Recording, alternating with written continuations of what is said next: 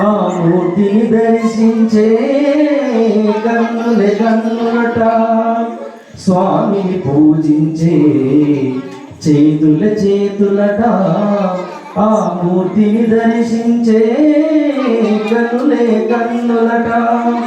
తన కథ వింటే ఎవరికైనా జన్మ ధరించునట, శ్రీ విఘ్నరాజుని సేవకురారమ్మా, మనసారా స్వామిని కొలిచి హారతులీరమ్మా.